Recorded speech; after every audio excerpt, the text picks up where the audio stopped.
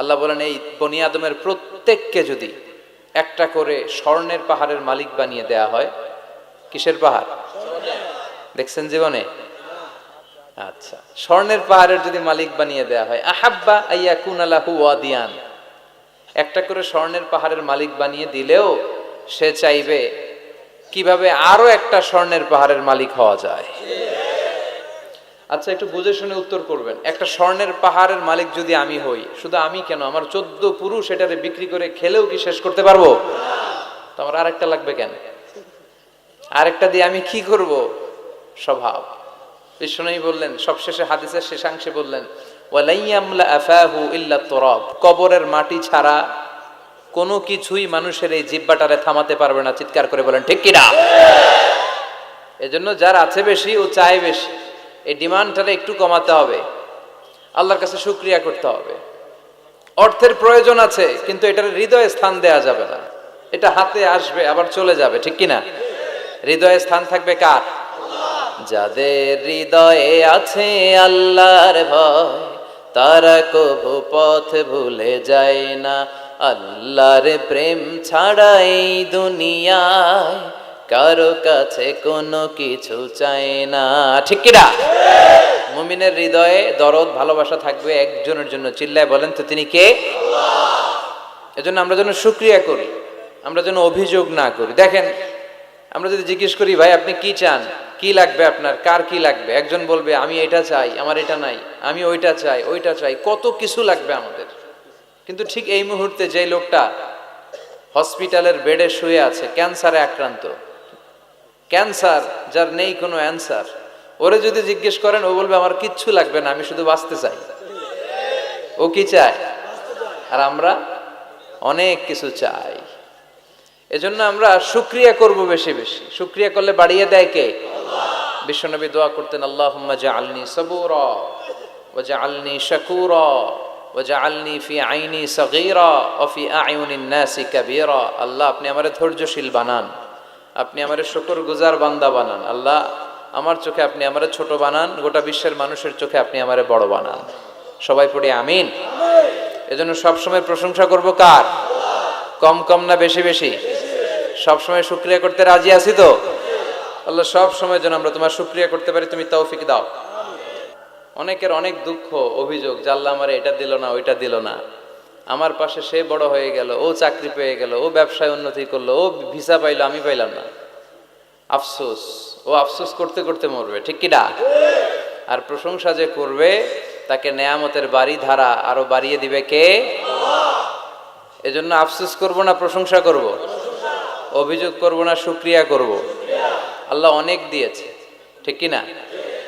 আপনারা শেখ সাদি রাহিমাহুল্লাহর নাম শুনে থাকবেন। বালাগাল উলা বিকামালিহি কাশাফাদ দুজা বিজামালিহি, এই কবিতা লিখে উনি বিখ্যাত হয়েছিলেন।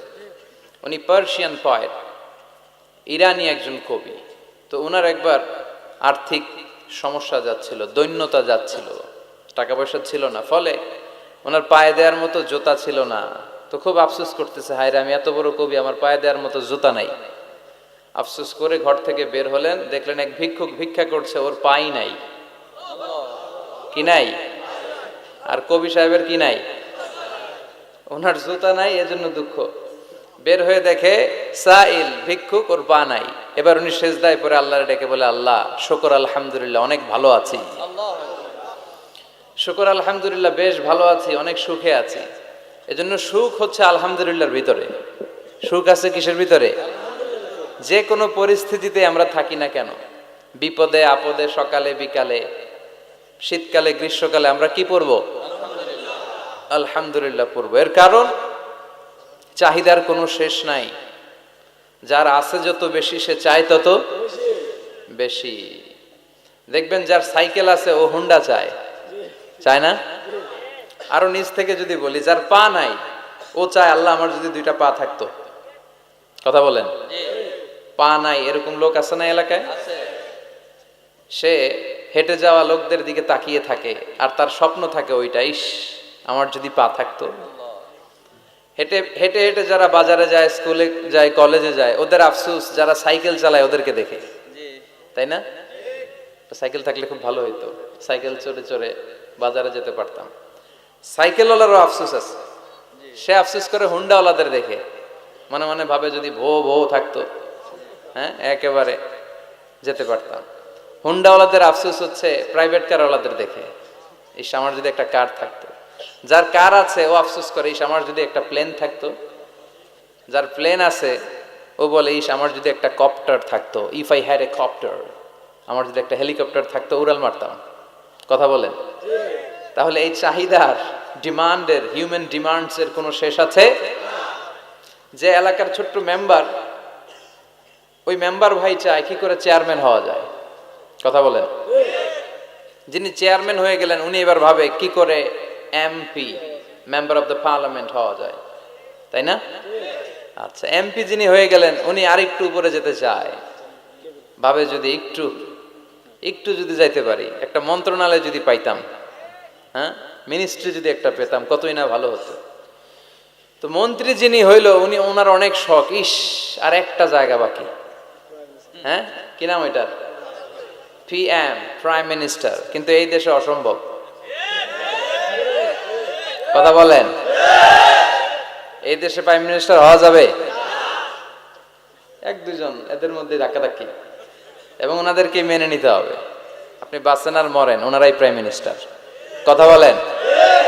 আল্লাহ শুকরিয়া জানাই, আল্লাহর কাছে কামনা করছি যে অল্প কিছু সময় আমরা কথা শুনবো, সরাসরি কোরআন থেকে শুনবো, পড়ি ইনশাআল্লাহ। কোরআন থেকে কথা শোনার সবচেয়ে বড় একটা ফজিলত হচ্ছে এই কথার মধ্যে কোনো গোজামিল নাই, কোনো ভুল নাই, কোনো সন্দেহ নাই। চিল্লায় বলেন ঠিক কিনা?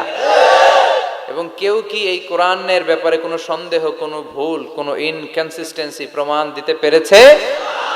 পারে নাই, পারবেও না।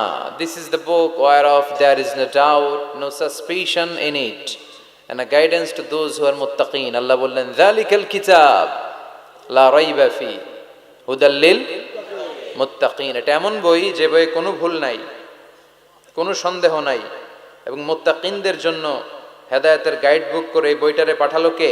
আল্লাহ। এজন্য এই বইটা আমরা বুক সেলফের একেবারে উপরের তাকে রাখবো, যাতে ধুলা বালি আর মাকড়সার বাসা এটা ময়লা হয়ে থাকে।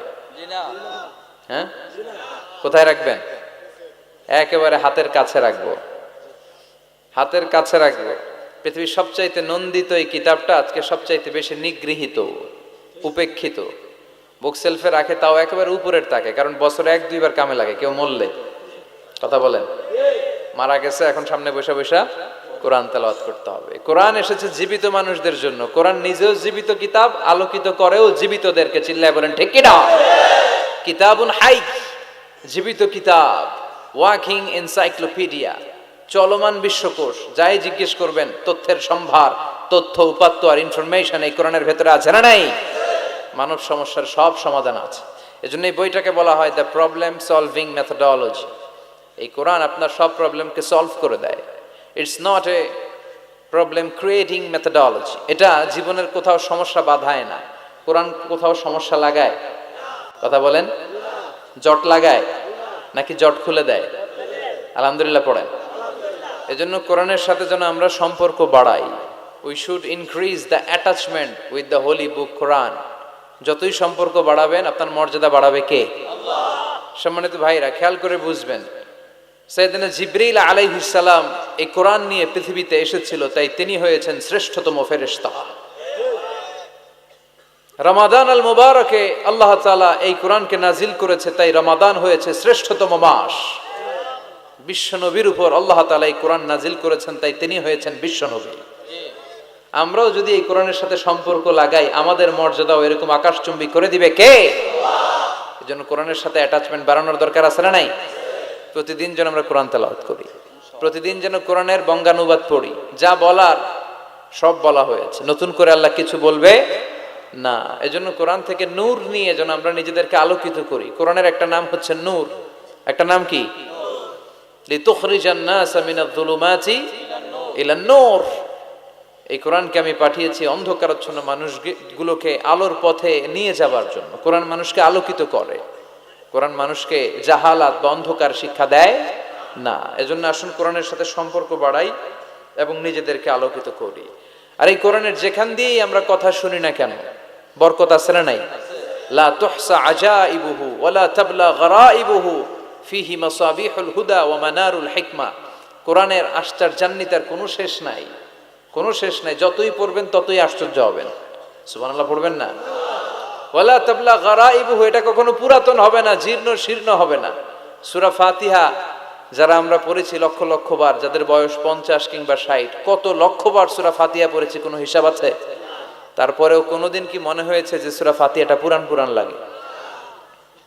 60 বছর ধরে সূরা ফাতিহা দিয়ে শুরু করছি নামাজ, কালকে থেকে কুল হুয়াল্লাহ দিয়ে শুরু করব, এরকম কেউ বলে কোরআন পুরান লাগে?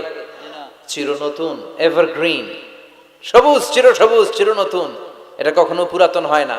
ফিহি মাসাবিহুল হুদা, কোরআনে আছে হেদায়েতের মশাল, ওয়া মানারুল হিকমা, আর কোরআন হচ্ছে বিজ্ঞানের সুউচ্চ মিনার।